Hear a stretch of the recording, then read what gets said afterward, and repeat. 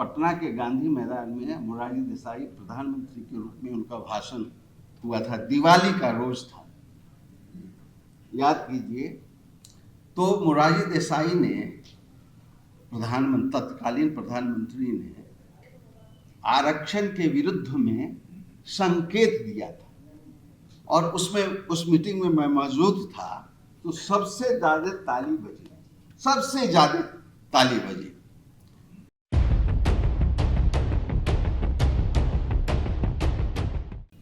समाजवादी आंदोलन से जुड़े हुए साथियों, मैं बोलने के लिए नहीं आया था, लोगों का दर्शन करने के लिए, उनके विचार को सुनने के लिए आया था। श्रद्धेय दीपंकर भट्टाचार्य जी, भाई अनिल हेगड़े जी, मैं जननायक कर्पूरी ठाकुर जी को 3 रूपों में देखता हूं। एक रूप है ब्रह्मा का, सृष्टिकर्ता का, जो नए साथियों को समाजवादी आंदोलन के जुड़ने में नए लोगों को जोड़ने का काम वर्मा जी करते थे, उसी तरह जननायक कर्पूरी ठाकुर जी करते थे। दूसरे रूप में देखता हूं शंकर के रूप में, दया भाव, मदद भाव, कष्ट से दूर भगाने का भाव जो शंकर के रूप में है, उसको मैं जननायक कर्पूरी ठाकुर जी को देखता हूं शंकर के रूप में। और तीसरे रूप में मैं देखता हूं कृष्ण के रूप में। आपको जानकारी होगी कि 1978 में जब जननायक कर्पूरी ठाकुर जी मुख्यमंत्री जी थे, तो बहुगुणा जी के 7 विधायक थे, जिसको बहुगुणा जी ने निर्देश दिया था कि सरकार को गिरा देंगे। सुमित्रा देवी जी, और सरकार गिर गई।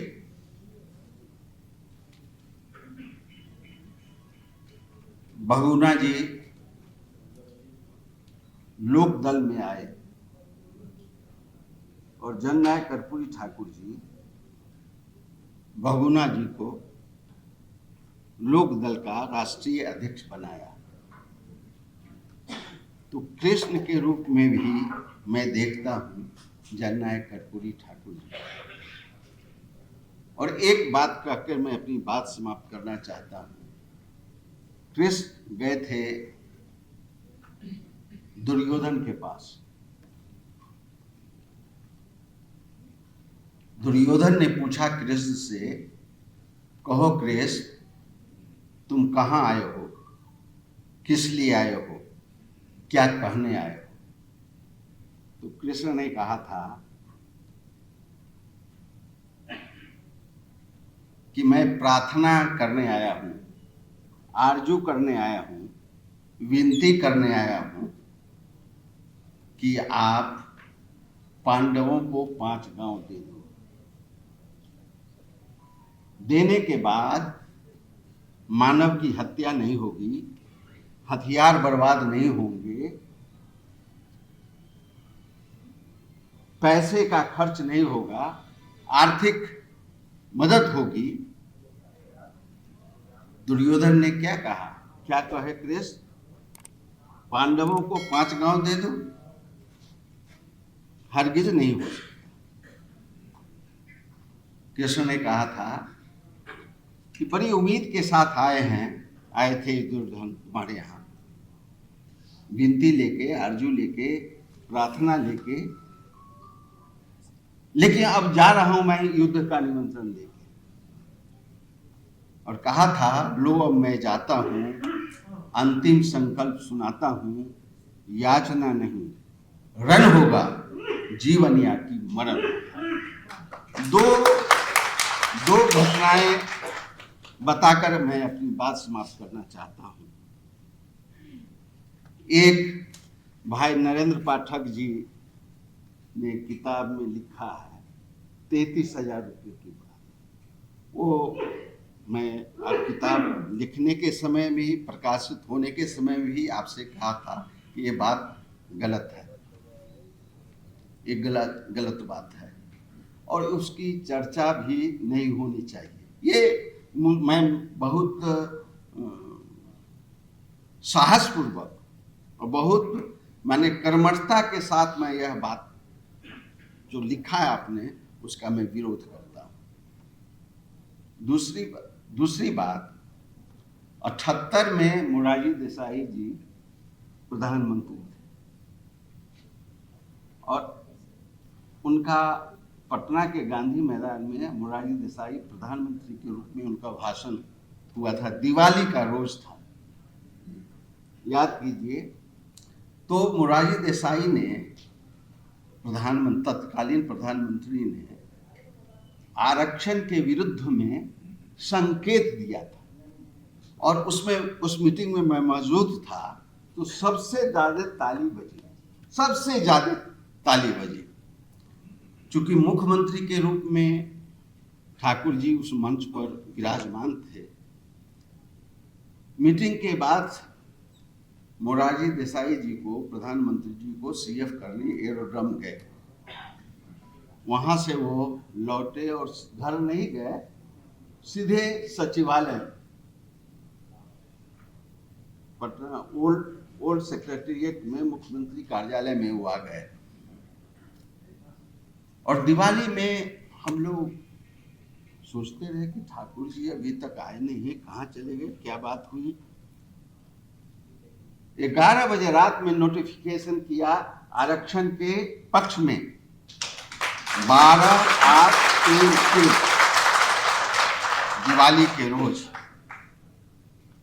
तो ये था समाजवादी का जो होता है जीवट। इस जीवट को उन्होंने बरकरार रखा, समाजवादी आंदोलन को आगे बढ़ाने का काम किया। और शिवानंद भाई को याद होगा, जमशेदपुर में दंगा हुआ था। चाचा तिवारी जी और ठाकुर जी, मुख्यमंत्री और होम मिनिस्टर, जमशेदपुर में वो प्रवास कर रहे थे। तो ठाकुर जी से किसी पत्रकार ने पूछा कि ठाकुर जी ये तो बहुत जुल्म हो गया, अत्याचार हो गया। तो ठाकुर जी ने कहा, जज्बे 100 के शहादत से हमें क्या फायदा, जज्बे 100 के शहादत से हमें क्या फायदा। हमने भी अपने सर पर, अपने हाथों में सर को उठा रखा है। अब कब तक मैं कत्ल से डरूं जब कातलियों के मोहल्ले में घर कर लिया है। इसलिए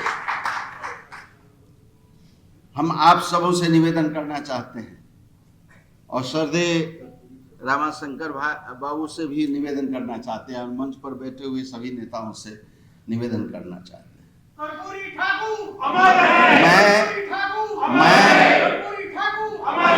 मैं 36 वर्षों से जननायक कर्पूरी ठाकुर जी का उनके गांव कर्पूरी ग्राम में जन्म दिवस मनाया करता हूं। 22 जनवरी को सेमिनार करता हूं विषय पर। हम सबको आपको निमंत्रण देने आए हैं एक समाजवादी कार्यकर्ता के रूप में और अपनी जाति के रूप में भी आपको निमंत्रित करने आ रहा हूं कि आप आइए 22 तारीख को, 24 जनवरी को उनके जन्म दिवस पर आइए। हमसे जो बन पड़ेगा आपका स्वागत करेंगे और उसमें आपको निमंत्रण दे रहे हैं। विषय संगोष्ठी के लिए भी 22 जनवरी को भी और 24 जनवरी को लिए। इन्हीं चंद शब्दों के साथ मैं अपनी बात खत्म करता हूं। जय हिंद, जय भारत।